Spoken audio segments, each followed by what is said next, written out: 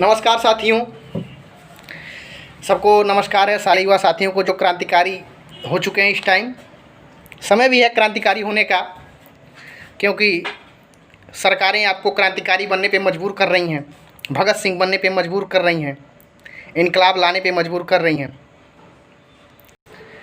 बात 2014 की जाए तो देश में एक ऐसी सरकार आई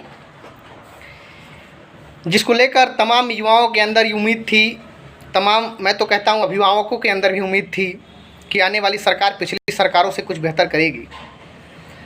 और ये होना भी चाहिए। सब लोग उम्मीद करके आते हैं कि पिछली कार्य जो थे उससे बेहतर कार्य करने वाला कोई आए, लेकिन आज आलम यह है कि पिछली सरकारों की तुलना में वर्तमान सरकार की हालत ख़राब है। सरकार के साथ साथ उन तमाम युवाओं की भी हालत ख़राब है, उन तमाम अभिभावकों की भी हालत ख़राब है, उन तमाम परिवारों की भी हालत ख़राब है जो अपने पुत्र के अधीन थे। साथियों, मैं आज बात कर रहा हूं प्रधानमंत्री के जन्म दिवस पर, जो बेरोजगारी दिवस मनाई जा रही है उस पर, क्योंकि आप जानते हैं कि तमाम हमारे देश के प्रधानमंत्री आए।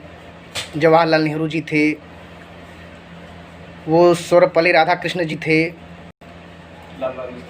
लाल बहादुर शास्त्री जी थे। सबके जन्म दिवस पर कुछ न कुछ नाम दिया गया। चंद्रशेखर जी थे, और सबसे बड़ी बात चौधरी चरण सिंह जी भी थे जो नेता थे। सबके नामों पे अटल जी भी थे जिन्होंने कार्य किया है देश के लिए।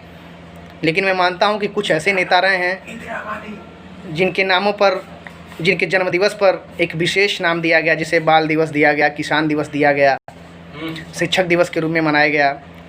दुर्भाग्य की बात है कि आज 70 सालों के बाद भारत में एक ऐसे प्रधानमंत्री आए जिनके जन्म दिवस पर युवाओं ने बेरोजगार दिवस का नाम दे दिया। हम एक तरफ कहते हैं कि विश्व में शक्तिशाली हो रहे हैं। शक्तिशाली होने का अर्थ क्या है?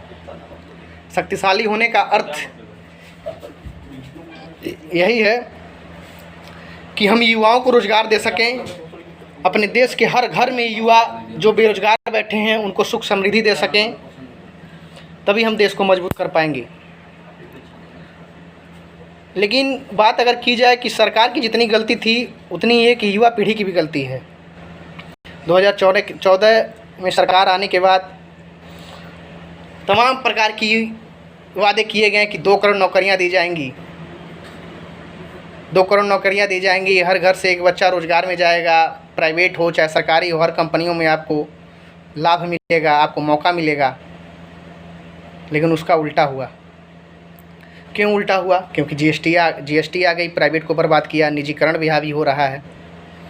अभी हाल ही में टोयोटा ने कह दिया कि हमारे पास तो अब हम अपनी कंपनी का विस्तार भारत में रोकने जा रहे हैं।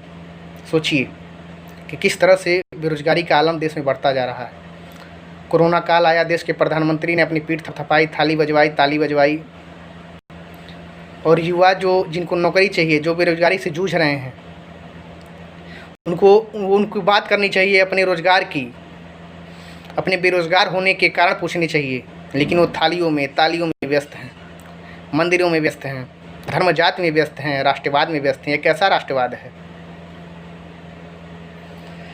खैर मित्रों, देश का तो हाल आप देख ही रहे हैं। रेलवे में वैकेंसियाँ अभी आई नहीं रही हैं। आरआरबी एनटीपीसी की कब की फॉर्म भरे जा चुके हैं, हम लोग भी फॉर्म भरते हैं। इलाहाबाद विश्वविद्यालय के छात्र हैं। और एक तरह से प्रदेश का भी हाल वही है। बिहार का हाल देख लीजिए, उत्तर प्रदेश का हाल देख लीजिए। अब तो उत्तर प्रदेश में एक ऐसी तानाशाही राजतंत्र का उदय हो रहा है कि जिसमें आपकी आवाज़ को दबाने का काम किया जा रहा है। पुलिस की लाठियों के दम पर आपको दबाया जा रहा है। बिहार का भी हाल देखिए। 15 साल के नीतीश कुमार के सरकार में बेरोजगारी का आलम ये रहा कि प्रदेश से जाने वाली ट्रेनें, मुंबई को, दिल्ली को जाने वाली ट्रेनों में आपको 2-2 महीने का रिजर्वेशन तक नहीं मिलेगा। पलायन एक बहुत बड़ा मुद्दा है बिहार में।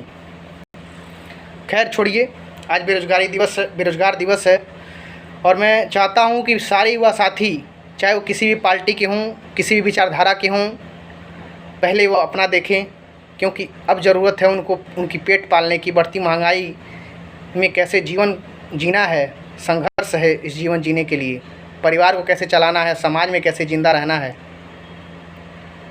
तो साथियों, आप लोगों से आग्रह है कि इस मुहिम को रुकने ना दीजिएगा।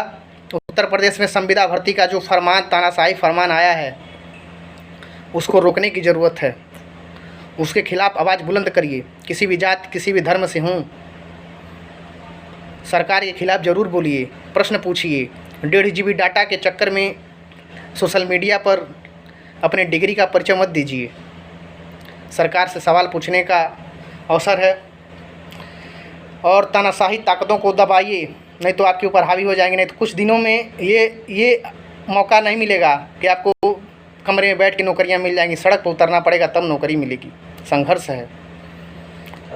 साथियों, आपसे आग्रह है कि इस क्रांतिकारी आवाज़ को दबने मत दीजिएगा। रोज़गार ज़रूर लेकर रहिएगा। उठो युवाओं, ललकार दो, सरकार से कहो रोज़गार दो। इस नारे को दबने मत दीजिए। धन्यवाद। मैं आयुष जी नायक, इलाहाबाद विश्वविद्यालय से LLB 3य वर्ष का छात्र हूँ। आने वाले अभी और मुद्दे हैं जिन पर बात होगी। UPSC, UP PCS, ऐसे तमाम मुद्दे हैं जिस पर बात होगी। अभी बेरोजगारी पर बात हुई है। बेरोजगार दिवस की आप लोगों को ढेर सारी शुभकामनाएं। धन्यवाद। जय हिंद। इनकलाब।